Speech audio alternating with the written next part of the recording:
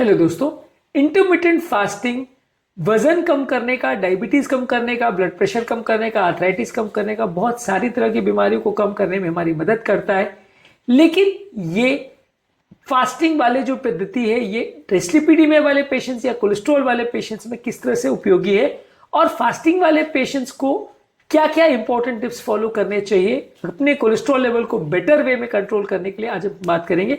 आज हम डिस्कस करेंगे कि यदि किसी व्यक्ति को कोलेस्ट्रॉल का प्रॉब्लम है और वो कोलेस्ट्रॉल भी कम करना चाह रहा है, बिसाइड्स वजन कम करना या डायबिटीज कंट्रोल करना या आर्थराइटिस कम करना, उसके अलावा वो अपने कोलेस्ट्रॉल भी बेटर वे में मैनेज करना चाहता है फास्टिंग द्वारा, तो क्या क्या एक्स्ट्रा चीजों को उसे फॉलो करना चाहिए। टॉपिक पर जाने से पहले जो लोग हमारे चैनल पर नए हैं उन्हें रिक्वेस्ट करूंगा कि चैनल को सब्सक्राइब करें, वीडियोस को लाइक करें, शेयर करें, फॉलो करें, कमेंट करें, पूरा देखें। टॉपिक इंपॉर्टेंट है इसलिए एंड तक देखिएगा। चलिए शुरू करते हैं इंपॉर्टेंट वीडियो। सबसे पहले कि फास्टिंग विंडो जब आपका 16 घंटा है, आप वो कर रहे हो, उस दौरान आप कुछ नहीं खा रहे हो, उस दौरान आप सिर्फ पानी पी रहे हो, तो डेफिनेटली आपका वजन कम होगा, डायबिटीज कंट्रोल होगा, इंसुलिन रेजिस्टेंस कम होगा, मेटाबॉलिक सिंड्रोम कंट्रोल होगा। तो इससे कोलेस्ट्रॉल में डेफिनेटली आपको सिग्निफिकेंट बेनिफिट मिलेगा। लगभग 20-25% तक का आपको कोलेस्ट्रॉल लेवल्स में बेनिफिट देखने को मिल सकता है यदि आप वजन कम करते हो।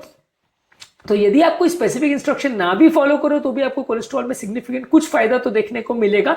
हर व्यक्ति में कितना एग्जैक्ट फायदा मिलेगा वो केस टू केस वेरी कर सकता है, लेकिन सिग्निफिकेंट फायदा आपको मिलेगा। कुछ एक्स्ट्रा चीजें जो आप कर सकते हो वो ये है कि जब आपका खाने का विंडो पीरियड है, यानी जब आपको 7-8 घंटे खाना है, तो उस दौरान आपको ध्यान रखने की आवश्यकता है कि आप सैचुरेटेड फैट्स वाली चीजें मत खाएं। आप olive oil, avocado, nuts, seeds और फैटी फिशेस ये सारी चीजें खाएं। Salmon, mackerel, tuna, sardine fish, इस सब में ओमेगा 3 फैटी एसिड जो होता है ये आपके गुड कोलेस्ट्रॉल को बढ़ाता है, बैड कोलेस्ट्रॉल को कम करता है, तो इसको आप ज्यादा खाएं। सैचुरेटेड और ट्रांस फैट्स वाली चीजें जैसे red meat, full fat, dairy products और बटर, चीज, ये सबको ज्यादा नहीं खाएं।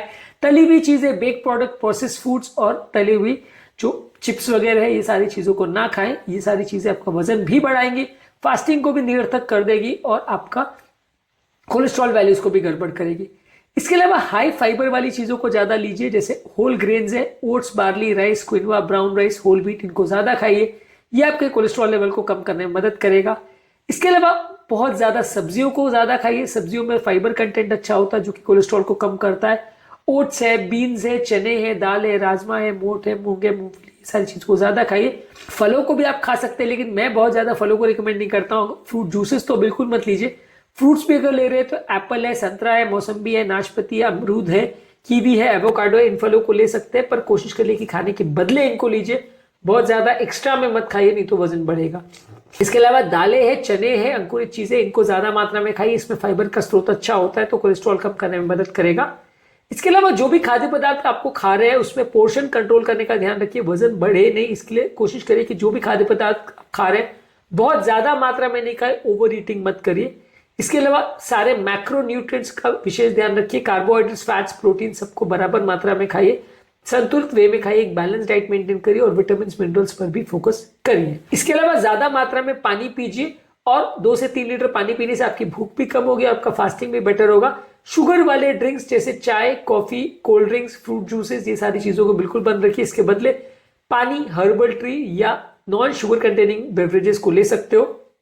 शुगर वाले खाद्य पदार्थ जैसे व्हाइट ब्रेड, पेस्ट्रीज, शुगर वाले स्नैक्स है, रिफाइंड कार्बोहाइड्रेट्स और मैदे की बनी हुई सारी चीजें, इनको बंद रखिए। मैदे की बनी हुई ज्यादातर आइटम्स आपके जो है कोलेस्ट्रॉल कंट्रोल को भी बढ़ाती है, बॉडी का इन्फ्लेमेशन को भी बिगाड़ती है, तो इनको अवॉइड करिए। जो खाद्य पदार्थों में हिडन शुगर्स है इनको भी अवॉइड करिए। कई चीजों में high fructose corn syrup, maltodextrin और माल्टोज ऐसी चीजें होती है जो कि आपका शुगर वैल्यूज को बढ़ाती है। ये शुगर एक्चुअल में चीनी नहीं होता है, लेकिन चीनी से भी ज्यादा खतरनाक होता है और बॉडी में और ज्यादा नुकसान करता है। कई बार लोगों को बिना बताए शुगर फ्री के नाम पे इन सब चीजों को दे दिया जाता है, तो इनको अवॉइड करिए।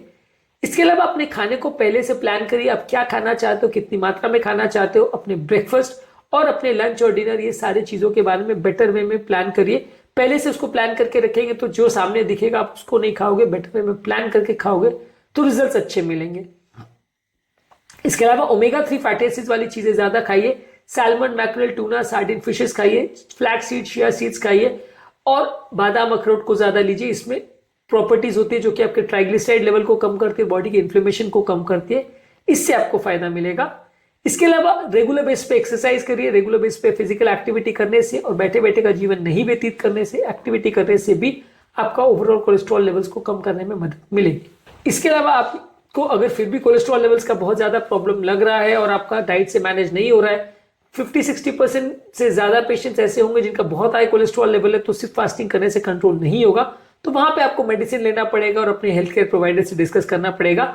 जब आपका कोलेस्ट्रॉल लेवल बॉर्डर लाइन है और उसमें थोड़ा सा रिडक्शन की आवश्यकता है, तो फास्टिंग से या खाने पीने में चेंजेस करने से आपको 20-30% का रिडक्शन मिल जाएगा और उसमें कंट्रोल आप कर पाओगे। लेकिन जब बहुत ज्यादा वैल्यूज है और बिल्कुल आउट ऑफ कंट्रोल आपका शुगर वैल्यूज है, आपका कोलेस्ट्रॉल वैल्यूज है, वहां पे अगर आप सिर्फ फास्टिंग के भरोसे रहोगे तो फिर थोड़ा मुश्किल होगा। वहां पे कई बार आपको दवाइयों का भी साथ लेना पड़ता है। और शुगर या डायबिटीज को ये पूरी तरह से फास्टिंग कई केसेस में रिवर्स कर सकता है, लेकिन कोलेस्ट्रॉल को पूरी तरह से रिवर्स करना उतना ईजी नहीं है। इसलिए आप इसमें मैक्सिमम 20-30% तक का रिडक्शन एक्सपेक्ट कर सकते हो। Over a period of time आपके इंपॉर्टेंट चेंजेस करने से थोड़े और ज्यादा फायदा भी आपको मिल सकता है, लेकिन इसमें बिल्कुल ही जीरो आपका कोलेस्ट्रॉल हो जाएगा, बहुत ही कम हो जाएगा, इसी उम्मीद मत रखिए, क्योंकि आपको सिग्निफिकेंट फायदा जरूर मिलेगा, लेकिन बिना दवाओं के पूरा कोलेस्ट्रॉल ठीक हो जाएगा ये हर केस में होगा, ऐसा मुश्किल है। जिनके भी कोलेस्ट्रॉल वैल्यूज बहुत ज्यादा है वहां पे आपको कुछ फायदा मिलेगा, लेकिन पूरा रिडक्शन करने के लिए शायद एक्स्ट्रा दवा या आपके डॉक्टर के साथ डिस्कशन करने की आवश्यकता पड़ेगी। आज के टॉपिक में हमने बात करी कि अगर कोई व्यक्ति को कोलेस्ट्रॉल का प्रॉब्लम है और वो इंटरमिटेंट फास्टिंग करना चाहता है, तो क्या क्या चीजों को उसका विशेष ध्यान रखना चाहिए ताकि उसको कोलेस्ट्रॉल कंट्रोल करने में भी एक्स्ट्रा फायदा मिले। उम्मीद करूंगा कि आज के टॉपिक में कुछ नई बातें जानने को मिली होगी। कोलेस्ट्रॉल कंट्रोल संबंधित और भी खाने पीने में क्या चीजों का ध्यान रखने की आवश्यकता है, उस पर हमने अलग से वीडियोस किए, उनको जरूर चेकआउट करें।